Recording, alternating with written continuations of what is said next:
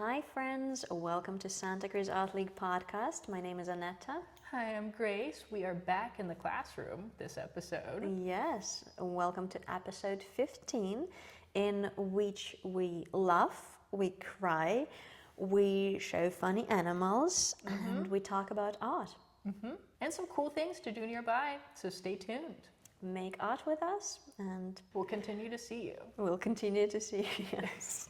Welcome to SCAL. Welcome to SCAL, episode 15, and 15 is actually my favorite number. What?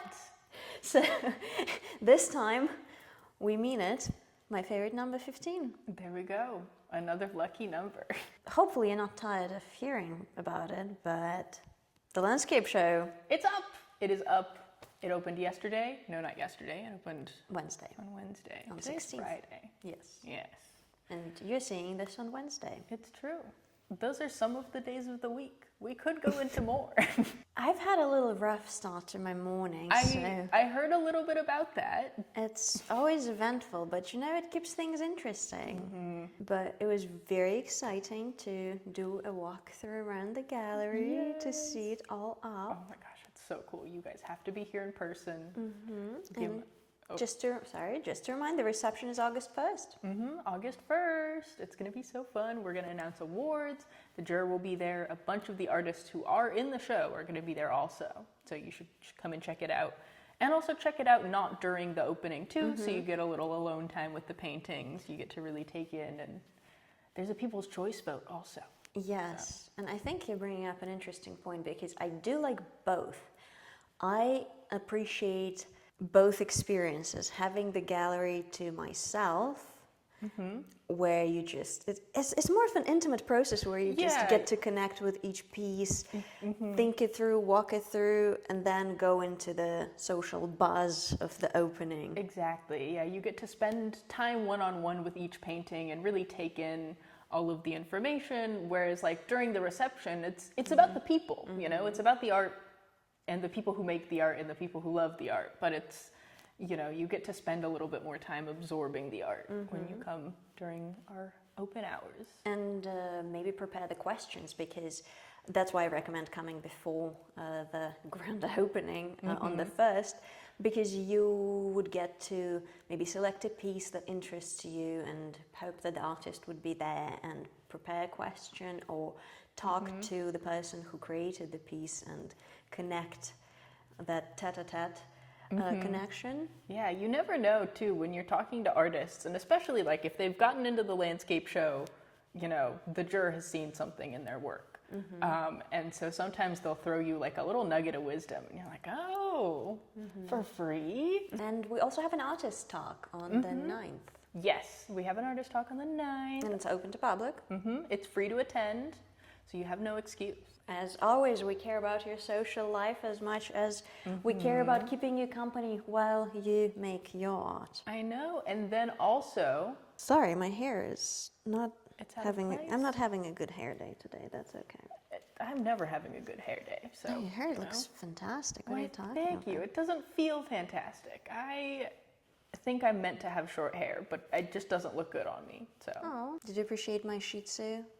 I think your hair always looks picture fabulous. last- Oh, thank you. Like, I just, curly hair gets me every time. I wish my hair curled like that. It only does that when it's like that short. Ooh, So how fun.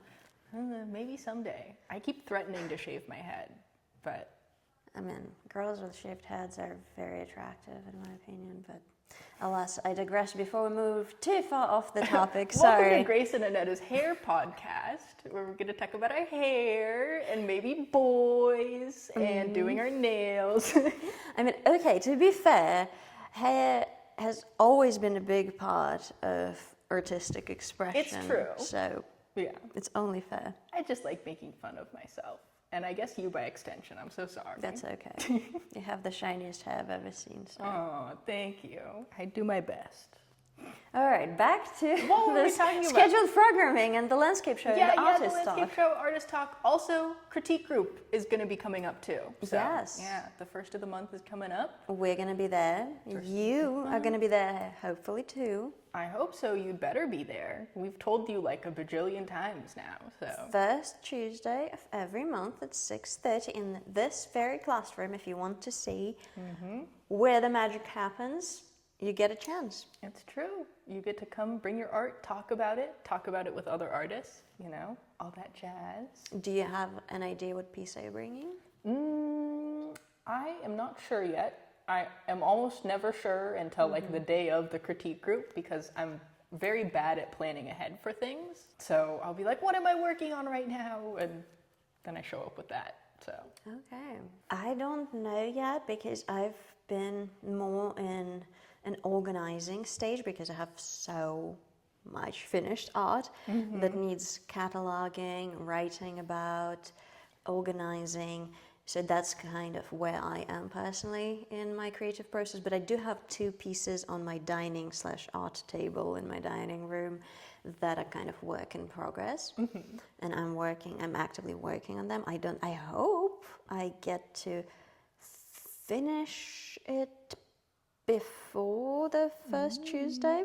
you don't have to have it finished for critique group though. Exactly. So You can just bring it as it is. that's an excellent point because I think the piece I'm thinking about is something that I'm unsure. Like I'm sure about the first stage and where it's going, but I'm not sure if it's gonna have layers added on. So I would be very curious to hear the feedback on it. And it's about women. Shocking, surprising. Crazy. And I can tease maybe a little bit just to build anticipation so that you guys come and check it out for yourself. May I? Do it. Okay, so it's a giant piece of watercolor paper. I like watercolor paper as a base because it's very thick, and I think that one is hot press if I'm not mistaken, just so it's smooth. And I tore out of the magazines those pages of disclaimers about either like birth control side effects or like Viagra side effects, Medication side effects. of medication side effects, and also like articles about women's rights in Afghanistan and in other countries. So it's just like a background. And then with an X-Acto knife, I cut out women's figures from magazines, just in various shapes, poses. Some is doing ballet, some are just like doing a photo shoot, and that one woman is like an art collector. So various women, and just I'm in the process of gluing the women down on top of the pages, and I'm trying to do it so that I cover like the words that advertise or name the medication, because I don't, I'm not getting paid, I'm not giving a promo, but I want the side effects visible. So, because if you've ever seen the pamphlet of the... Oh my gosh, yeah, it's like a centerfold, the amount of like things that they have written down, It's War and Peace pretty much when you unpack. They're like, this pill will treat your dry eye, but it will give you headaches, nausea, vomiting, suicidal thoughts. Oh, and another side effect, possibly dry eyes. Possibly dry eyes, inverted toes, your skin's gonna be inside out, your teeth will fall out. Yep. And I'm like, I don't think I wanna take this. It's very fun. It's very fun. So I'm curious where the piece will take me, but I'm having a lot of fun with it. It's pleasant in my opinion to look at, but again, you might be disagreeing, so I need you to come to the critique group and tell it to my face. Come give us your opinions. Yeah. So that's been in progress for a couple of months now. Nice. That's super exciting. Thank you. I love getting to hear about other people's art all the time. So if you guys have something that you're working on, tell us what you're thinking about bringing to the critique group. And again, I think the point of it not being finished is excellent. And maybe even better because you have that space to improve or change or amend. I love when there's feedback from people you trust and care about, and it's always not something you thought of before. Always. Yeah, or sometimes they like see exactly what you were wanting to say, Yes. even if you couldn't articulate it. Sometimes people will be like, I think this feels like this. I'm like, smart. I was hoping no one notices. I'm like not so good with my words or describing how I'm feeling, I think. And I don't so think that's true, but okay. I'm good at divulging information about other things, but like my own internal stuff, I think I have a harder time vocalizing. And so I do art. And so if somebody's like able to see through that, I'm like, human connection, they see me. Yeah, that's the beauty of art. It's such a fun process. So, okay, we're not getting any insight from Grace what she's working on. That's okay. That's all right. Oh, was I supposed to? I did not take the hint. I show you mine. You show me yours, but that's okay. I'm joking. yeah. I'm just nosy. Oh. I'm nosy about other Honestly, people's art. I haven't been doing a ton of art recently, but I have been sitting in for Mark Sangster, who facilitates our figure drawing groups. Right. And so I've been doing some figure drawing in my sketchbook. I have brought in figure drawing previously to critique groups, but I find that it's not as insightful as when I bring in like other pieces that I'm working on, because I'm just like, these are some things that I drew in figure drawing, like it took me 20 minutes, and people are like, consider spending more time on this, and I'm like, yes. Yeah. So, but I've been doing a lot of figure drawing stuff recently, and then so we'll see. What about the canvases that we showed you a sneaky little preview in our episode where we filmed at the River Studios 116? I did do something on one of them, and I was pretty stoked on it until I realized I draw a lot of people, of course. So it's like a person from the back, and their hand is like this, but this part of their hand is just like super long, and so I have to fix that. I don't know. It's also not fun bringing things that have like one super obvious flaw to critique group, because then everybody's like, this one, and I'm like, I know that's bad, but what else? It's hard. Getting proportions, especially on like contemporary pieces, is challenging. It can be a little harder. Also, the point of this series that I'm doing kind of with like the abstract canvases and like going in over it with like paint pens is that like it's loosey-goosey, and it's like, incorporating like sketchbook art onto like the canvas. And so I know it's not gonna like look perfect because I'm not like doing it super measured, but I at least want it to look good. I love the super measured because I feel like that's the that's the motion familiar to everyone who's done figure drawing or any kind of life drawing ever. I'm so bad about measuring things as I draw them. I like am chronically just like staring at them. Like when I've been facilitating the figure drawing group, it fills up a little bit, so I'm just like on a stool in the corner, or like I was sitting on one of the tables the other time, and I literally have my sketchbook on my lap, and I'm like, this is not proper form. And then later in the evening, once a seat opens up, I'll take it and be like, wow, my drawing has improved so much now that I have my sketchbook here and the model here.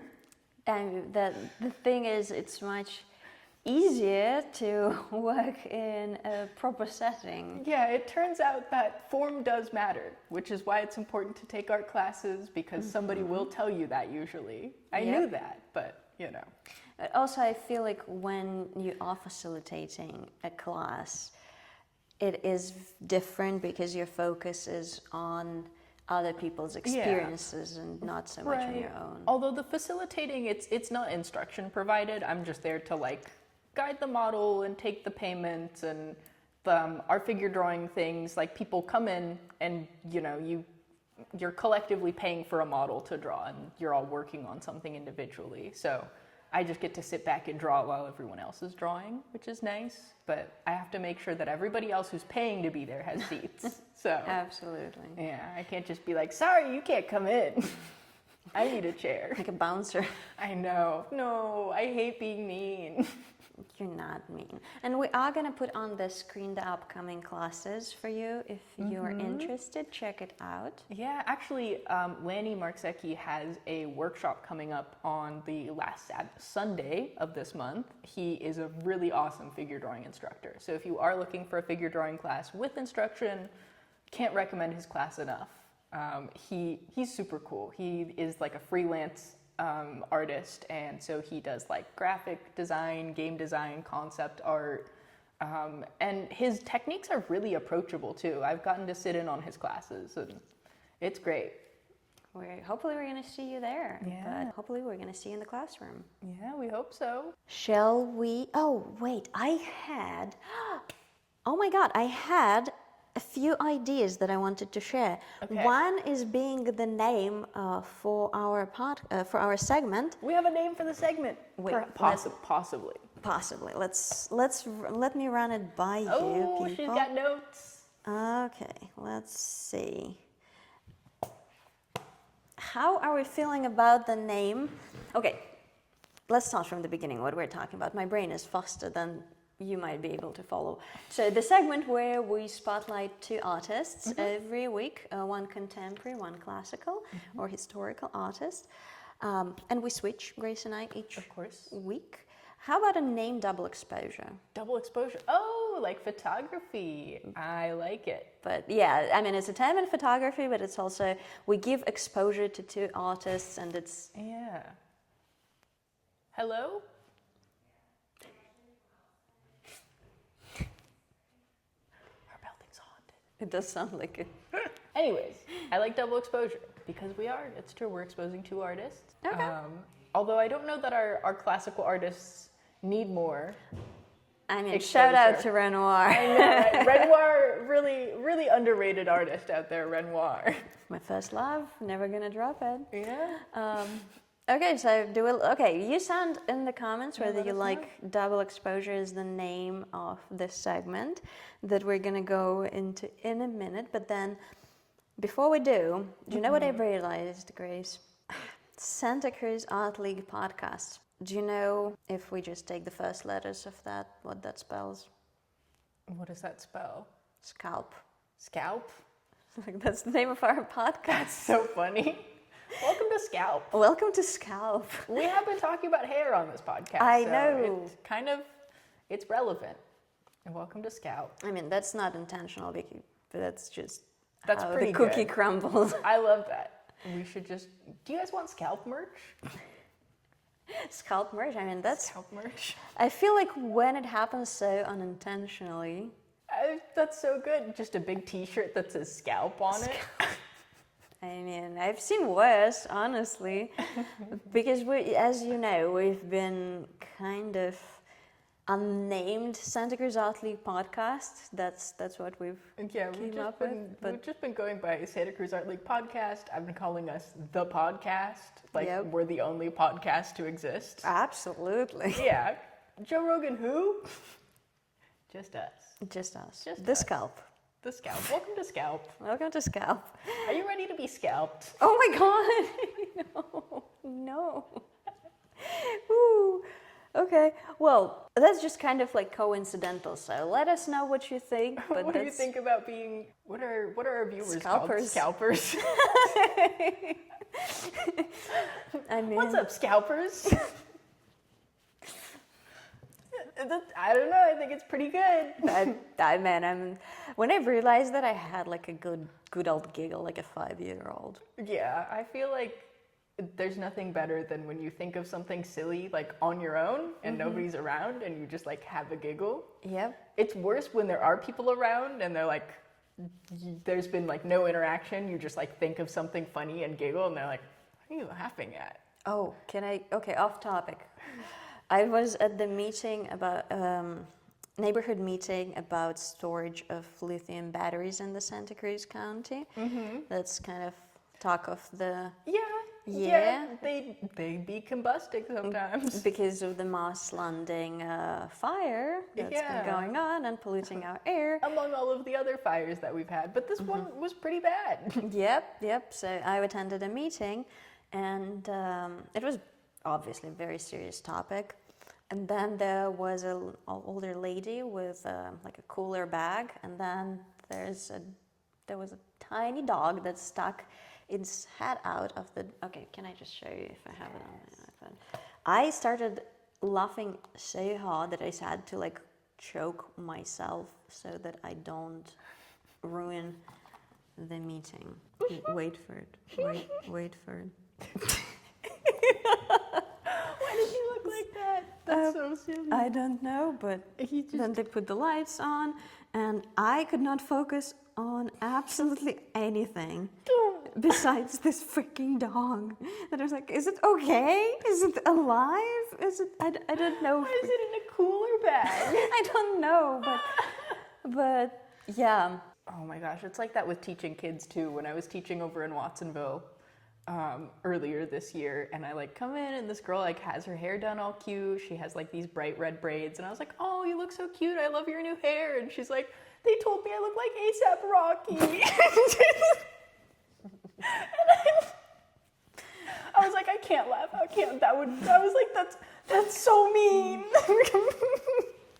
I mean, in my book, it's a compliment, but hey. He's a very handsome man. I think so. Like I started to cry. That's the one you can't laugh and you just start crying a little bit. You can't laugh. Your eyes water and you Teach a kid, like I taught fifth, sixth graders. They're so out of pocket. They're so funny. They're so funny, and I'm not allowed to laugh, and it's torture.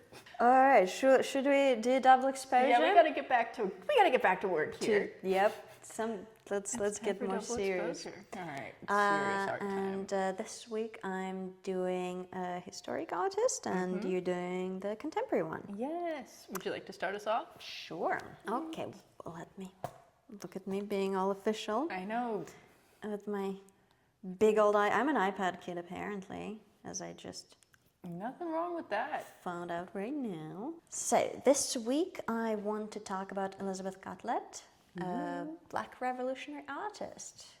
Last week I mentioned briefly that I want to talk about women's art and women's contribution to art, and I thought what could be a better opportunity to talk about a revolutionary Black artist and just about the Black art in the United States to begin with, not to go into too much of depressing history, but I think it is important to spotlight and highlight those people who pioneered art and a lot of social movements through their art and the voices and the expressions, with facing a lot of adversity, let's just put it that way.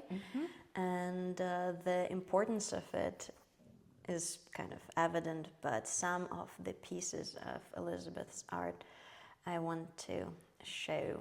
Like one of her most famous pieces is Links Together. It was done in 1996. Oh, and a quick interlude about what is considered contemporary art, because we do say it every day, and I thought that maybe it's important to give like a brief meaning of what that means. Defining our terms is important. Exactly, because I've realized I don't think we have done that yet. We're talking about it like everyone knows. And just in case if you don't, contemporary artist is an artist who is still living, but in a lot of terms it's from the 70s, 1970 and up.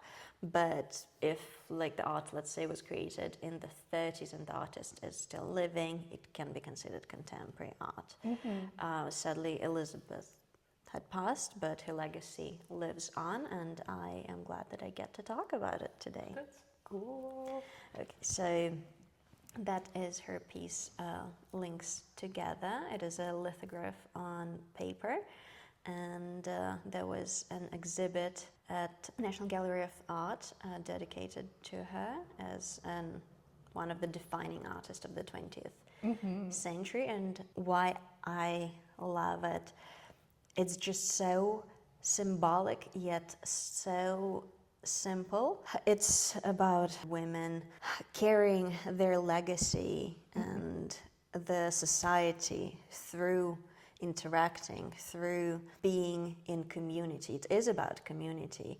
And what I specifically love about it, how defined their faces are, how you can see the shadow, the cheekbones, how expressive the eyes are and their faces, and the different hairstyles and very minimalist expression, minimalist jewelry.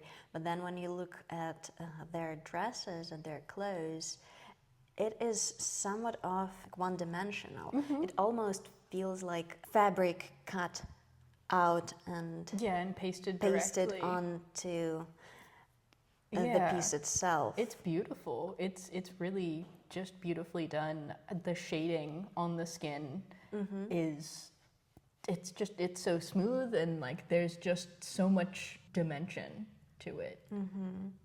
And the pattern on the clothing, I feel like, plays a really big part in it, because speaking historically, a lot of like African patterns have been not favored by the fashion or by the establishment in the United States.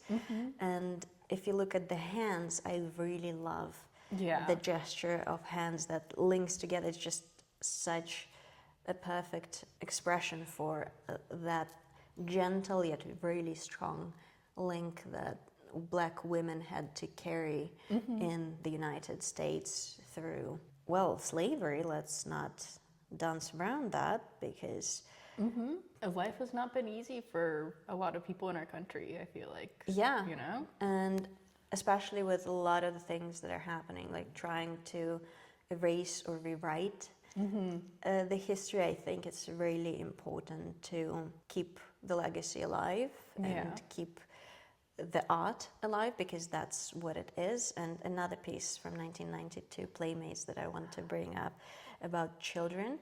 In her art, kids and mothers, she also did sculptures, and kids and mothers, women were a very popular subject, because despite the hardships, it is about family too, because Black people managed to not just survive, but they've managed to raise families, managed to make art, which I cannot even fathom how that's possible, to deal with discrimination on such a systemic level that is not just like one person, a group of people, or a town, but that is so deeply intrinsically woven in the society. And when you deal with a beast like that, to be happy and create families and find joy and to make colorful not just art. survive in spite of it, but to be able to thrive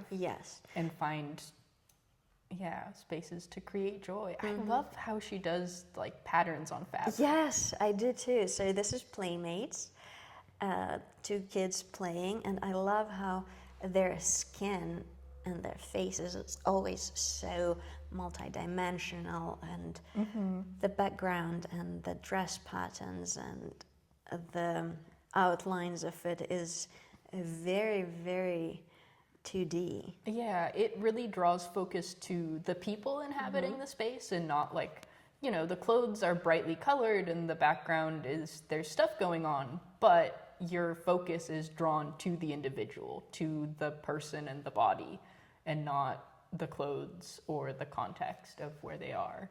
Exactly. And that's, I feel like, is also linked to the background, like the background being so simple and blurred, because I feel like the background in the society was not really fun or easy to look at because of the systemic oppression that was happening. Yeah. But then I want to talk a little bit about the black and white art, about the Harriet Tubman.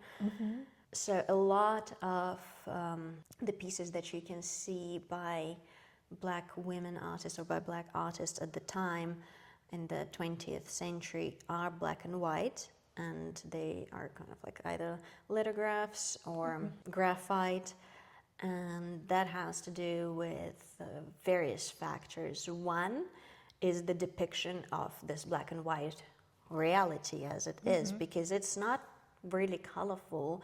You know, when I'll try to pull up like hardworking people in the fields, or people picking cotton, that's not exactly joyful reality of people choosing to do that. It is kind of black and white, but another side of it is the limited access to the materials.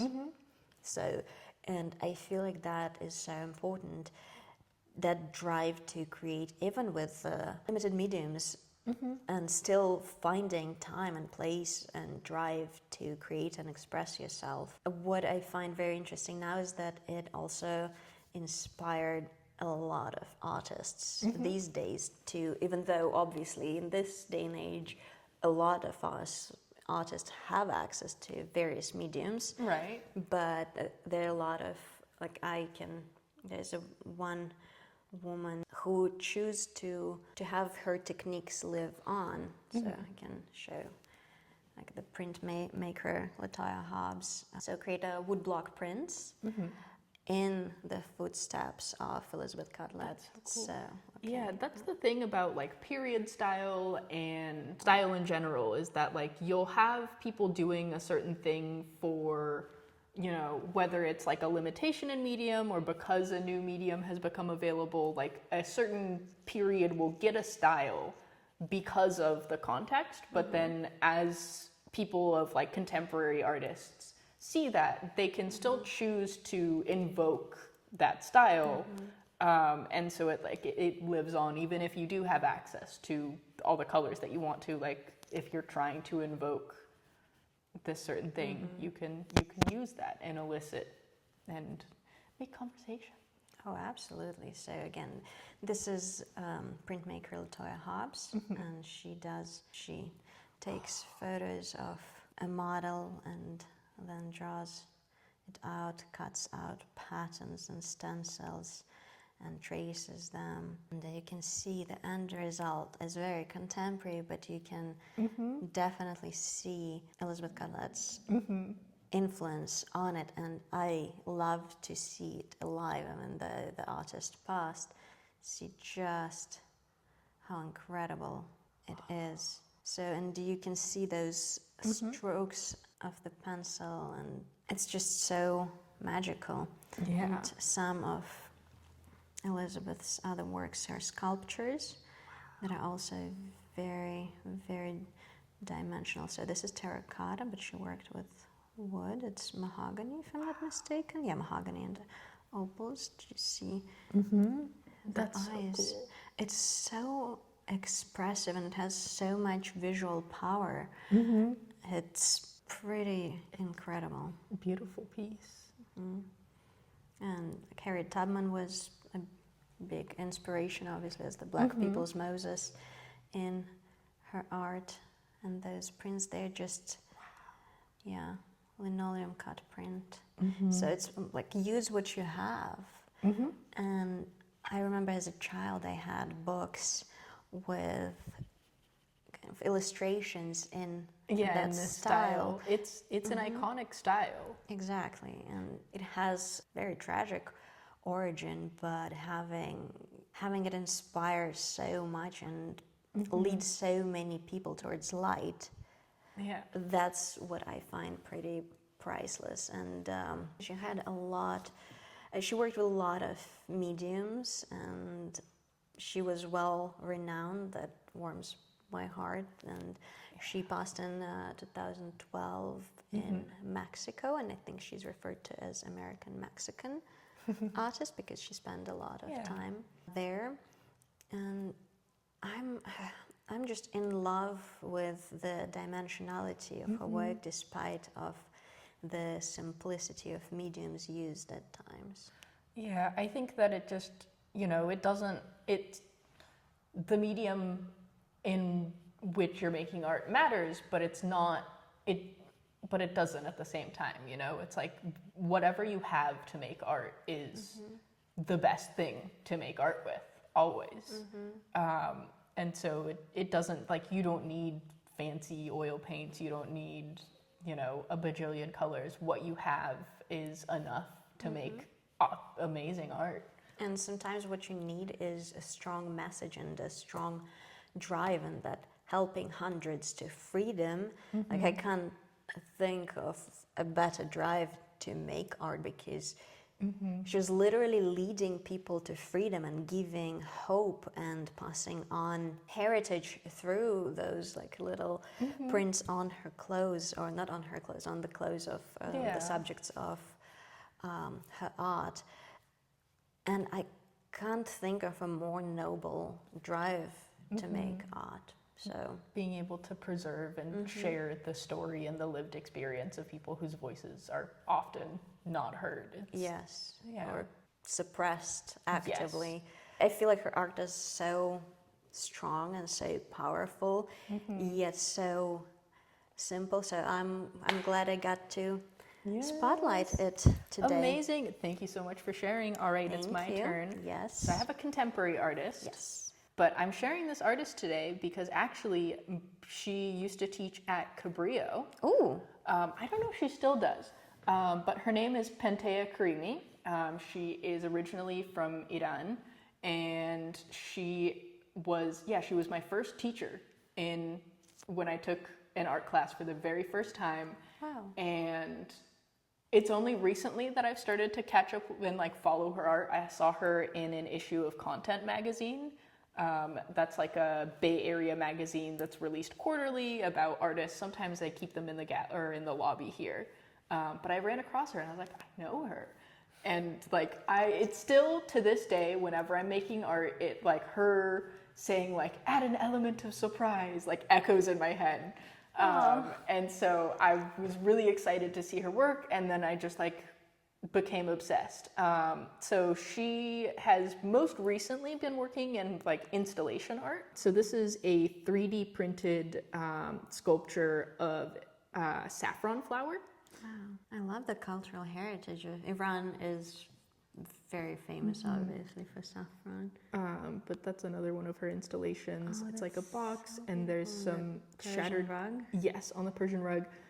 She actually had a bunch of women record them cutting a piece of their hair off as part of this installation. It's to like, protest the mandatory hijab policies in Iran and all that fun stuff.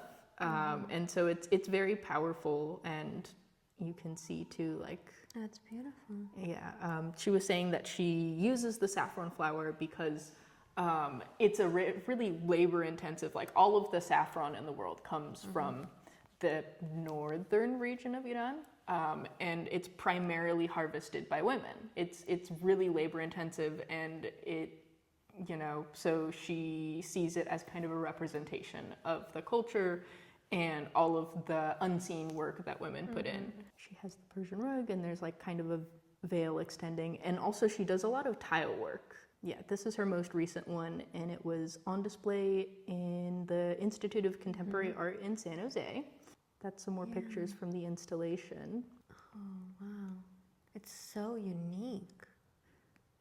And then in a lot of her work, she has all of this tile work. A lot of the art that she does is based on, she also spent a lot of time in academia, so she has a lot of like academic research behind her art as well.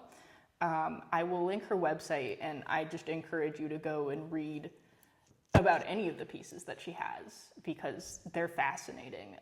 They're very like culturally rich. A lot of it has like very significant historic context. Another series that she did, she has kind of these traditional depictions of like historically the figures that I'm showing you would have been men, and she is changing that around so that like women are, taking a more active role and being depicted in ways that are, powerful and with free-flowing hair. Right, with agency, and I feel like it's just really amazing, cool, powerful stuff. And she was such a huge influence on me, even I think getting into the arts. I took her class when I was like 18 or 19, and at the time, I was going to school to get like a degree in nutrition. Wow. And she was like, oh, what do you want to do? And I was like, oh, I don't know. And she's like, can you imagine Grace being an accountant? You should be an artist. It took me a couple years to realize she was right, but she was right. Wow, that is a very formative figure in your becoming as an artist. I think so. That's incredible. But yeah, her work is just super cool and very inspiring, and she's also just like the amount of mediums that she works in. She does tiling, she does installations, she does a lot of printmaking and painting, and and then she also has like 3D printed things as well. And so the amount of elements that can then go into the installations that she's doing, I think, is really interesting. And I like the variety of reds. I'm biased because red is one of my very favorite colors, and seeing the dimension and how varied it is, how powerful and juicy. I mean, it is a color of power and passion, but it's so well represented. Yeah, and she's a local artist too. She's mainly active in like California. She has a lot of stuff in San Jose, so I will also include her Instagram. You guys should definitely go and check out her stuff. And then also she did a project that she then had an artist talk on, where she taught people at different ages. What is it at? It was at the Harker School. So she was teaching like traditional tiling and like creating tiles to like pupils of different ages. So there was like, Harker School has like a grade school, and then they have like up to like high school, I want to say. And so hearing her discuss the different ways in which she like had these kids engage with the art was really interesting, because when you're teaching art to different age demographics, especially with little kids, they're going to be different in different places developmentally, which is also why arts education is really important for your kids, because their brain is growing and absorbing all of this knowledge. And so listening to her talk about different ways that she interacts with the kids, and how she can keep the project more or less the same, but how she changes her approach depending on the ages is really interesting. So. Art meeting you where you're at. And I love the preservation of the authentic traditional motifs in form of either mosaic or tiling. Having Middle Eastern blood myself, I can tell that blood is thicker than water, because when I was thrifting in the area, I found Persian little jewelry boxes, and I have 3 of those, like from different places, and it's just that drive within me I cannot explain. Just must own this. I must have this. And the motives are so similar and familiar, but having it in display, not just as an art object itself that is extremely traditional and easy to understand and easy to like, as like a jewelry box, and I'm going to put the little clips for you, but as message that can be challenging, cultural structures that are not easy to challenge because they've been set in for centuries, kind of like the same thing as systemic. It's a big undertaking. I will say though, so the mandatory hijab policy in Iran only started in like, I want to say the 80s or something. Because in the 70s, if you look at if you see old pictures of Iran, it looks like just any place in America, and the fact that, because of the takeover of a totalitarian regime, and there's also stories in the pieces that I was showing you guys, kind of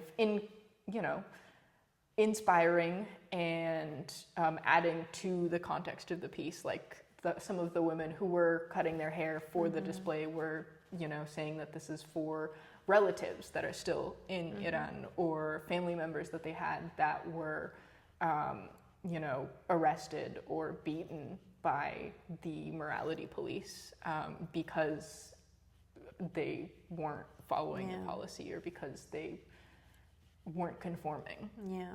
It's just, it's a big beast to take upon yourself, and my family, they live in Azerbaijan in Baku, and women in the family, they are not obligated to cover themselves or cover their hair, and that's a big privilege, and I felt accepted when I was there. Like, I didn't dress like that, but I was respectful of the culture, but that does not diminish the fact that that's not how it is everywhere in just the neighboring country, Azerbaijan neighbors with Iran. I remember there was a very public thing that happened last year with a girl who went in her underwear on the streets. I think it was Tehran, but I could be mistaken. I'll put it on the screen. And that was such an act of protest. And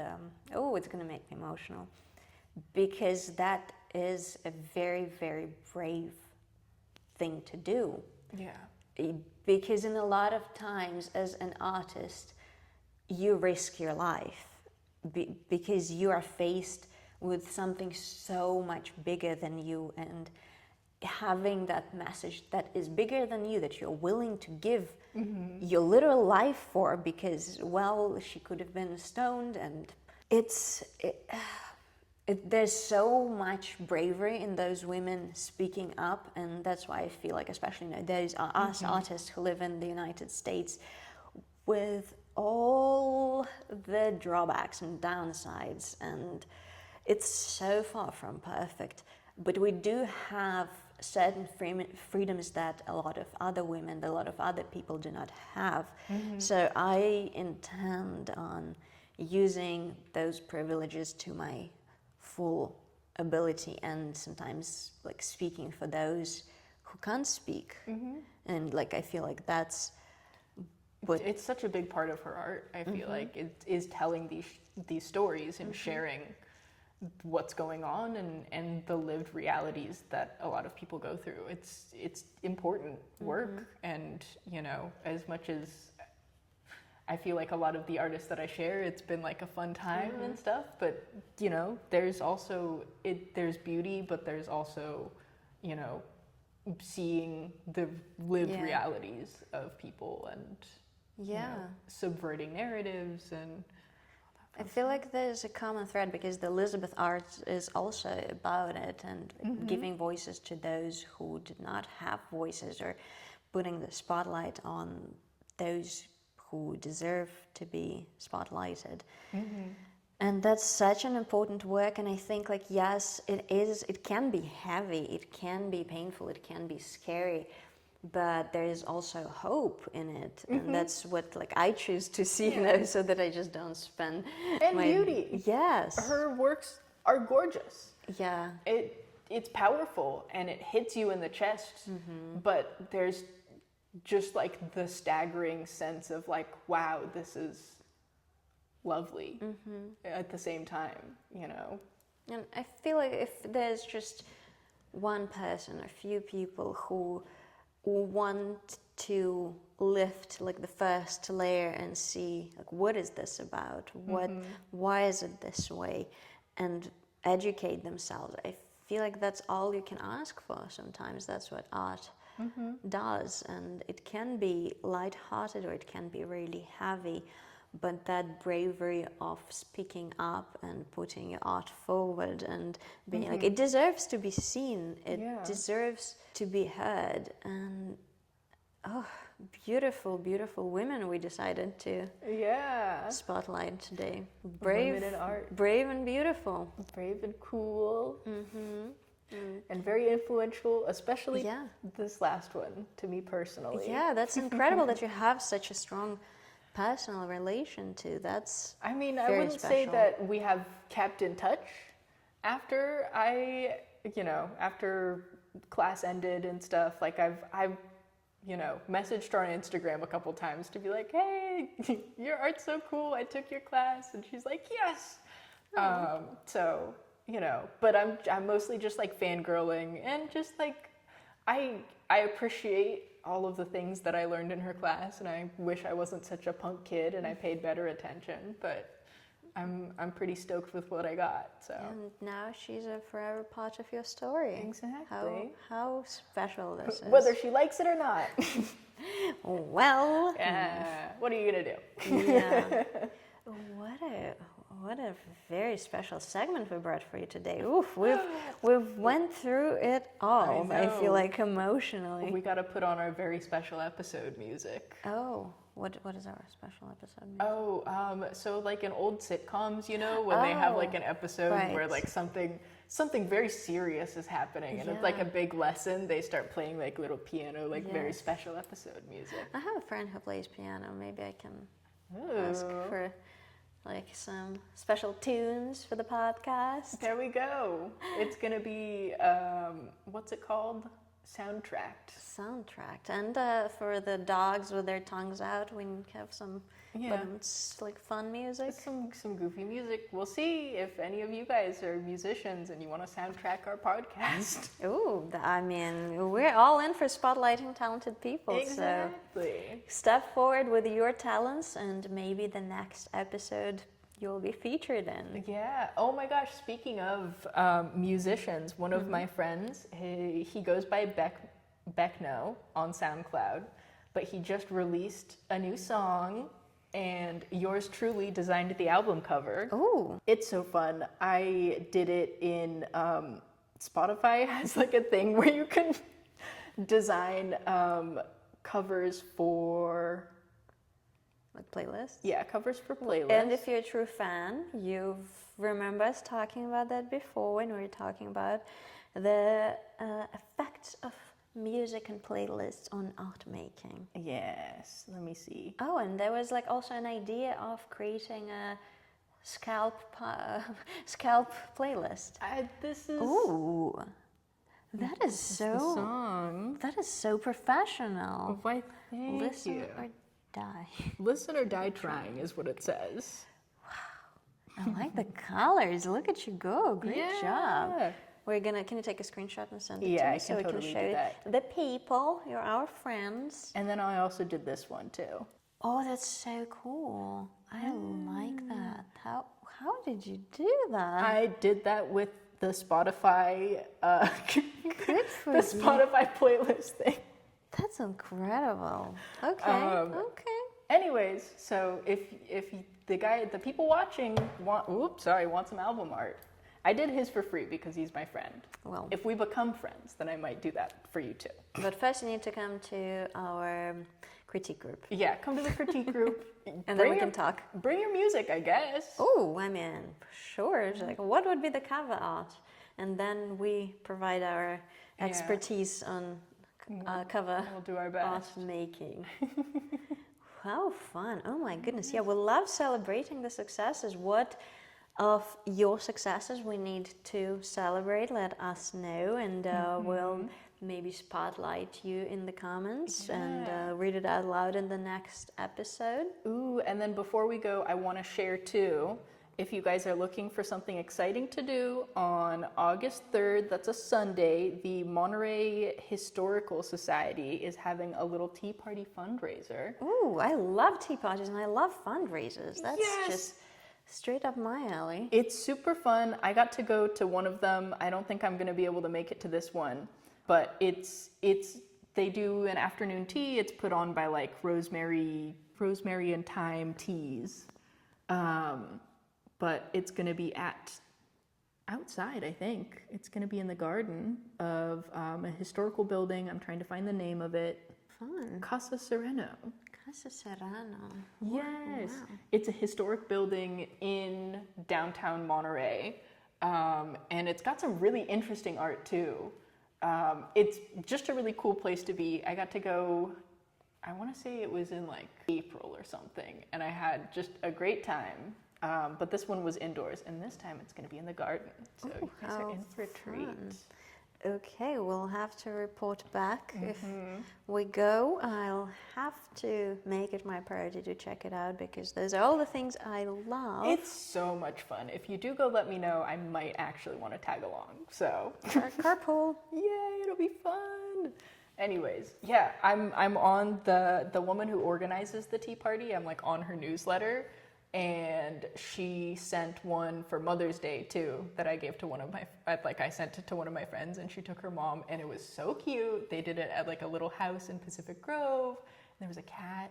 Oh, It was super cute. So anytime I get an email from this organizer, and especially because this one's a fundraiser for the Monterey Historic Society, which is like, if you're into art history, if you're into local arts history, Monterey is just packed with cool stuff. So I am going to Big Sur for the weekend this week, so I'm very excited. Big Sur is so pretty. I love Big Sur. And if you're looking for some paintings of Big Sur, we've got a few in the gallery right now. It's an inspiration to many for a very good reason. Let's just leave it at that. Right. California just has some beautiful, beautiful places. We are very fortunate. We are very fortunate. All right. Is that time for us? I think we're out of time. I think it's been a very packed episode. Super dense. Super dense. Thank you for sticking with us. Send in the comments your thoughts, your feelings, your feedback, and we'll see you next week. See you next week. Thank you. Bye.